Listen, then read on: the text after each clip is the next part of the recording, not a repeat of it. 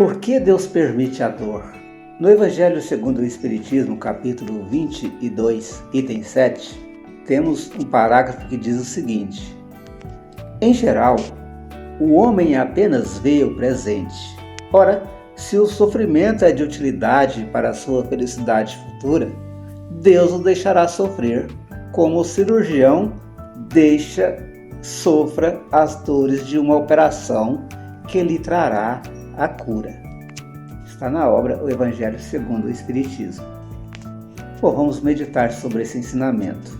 Então, por que Deus permite a dor? Por que Deus permite o sofrimento?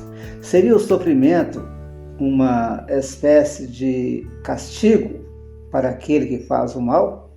Neste caso, o que os animais fizeram de ruim para que eles também sofram? O que uma criança em tenra idade pode ter feito para que ela também sofra?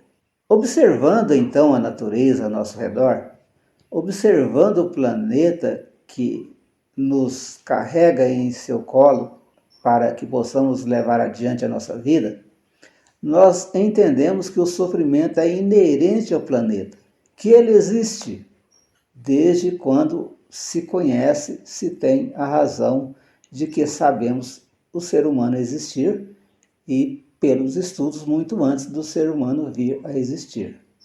O sofrimento nada mais é que uma consequência natural de viver em um mundo onde nós vamos gradativamente, ou seja, dia a dia, ligando-nos com os processos desse mundo.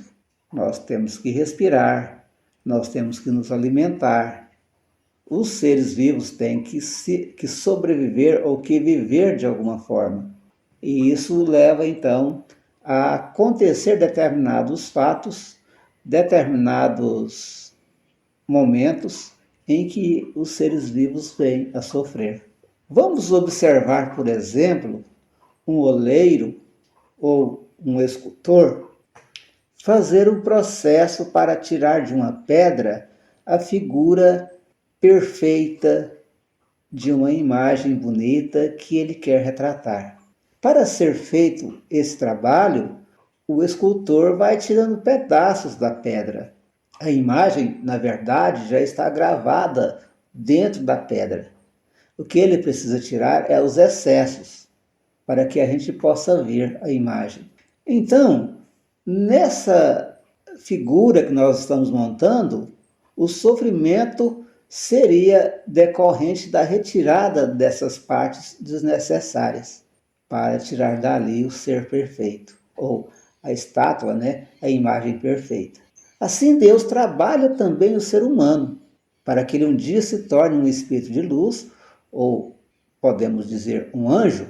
É preciso que retire dele as imperfeições e descubra o diamante de luz maravilhoso, a pedra preciosa maravilhosa, que tem dentro daquela alma cheia de momentos de infelicidade, de vícios, de problemas.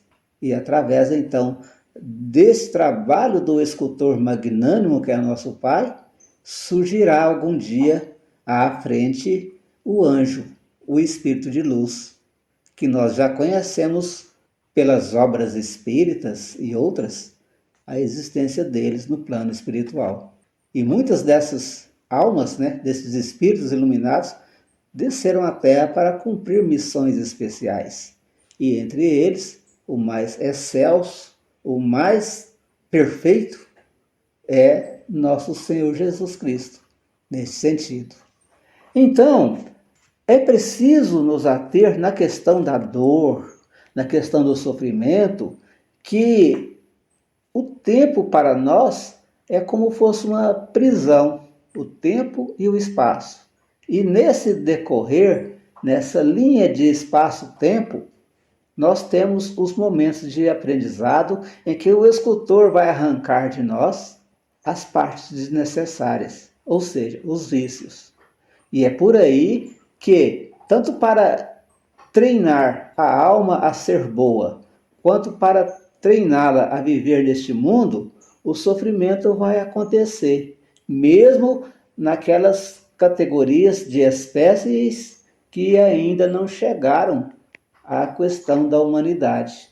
O sofrimento vai existir para a aranha, para a mosca, para a formiga, para o gato, para o cachorro, para o leão e até mesmo para as árvores, né? Que muitas vezes elas são destroçadas por um raio. Então, é um processo natural de acréscimo de experiência ao ser que um dia virá a ser um espírito pensante, ou para o espírito pensante, que um dia virá a ser considerado um espírito de luz, ou uma alma, ou um anjo. Então, o sofrimento é uma fatalidade, podemos até dizer assim, imposta pela necessidade de crescimento dos seres que estão ali naquele mundo, no caso, no planeta Terra. Mas prestem bem atenção, depois que nós adquirimos um conhecimento melhor e mais elevado, nós muitas vezes fazemos escolhas que nos levam a sofrer desnecessariamente. Hoje nós podemos dizer que talvez a maior parte do nosso sofrimento decorre das nossas escolhas em nossa linha temporal de evolução. O ser humano talvez seja o ser que mais sofre na questão moral, porque quando erra, se arrepende, ele entra em um túnel de sofrimento moral muito grande. Nesse sentido, o ser humano talvez seja o ser que mais sofra, devido a ele já ter adquirido o pensamento contínuo e já poder distinguir entre o bem e o mal em muitas de suas decisões. Falou, pessoal? Falaremos mais sobre o assunto em outros vídeos. Agradeço de coração aí você que chegou até aqui. Se inscreva em nosso canal, divulgue nosso trabalho aqui no canal Pátria do Evangelho e em nossa página na outra plataforma do Centro Espírita Eurípides Barçanufo, no Facebook. Vai lá e confira também.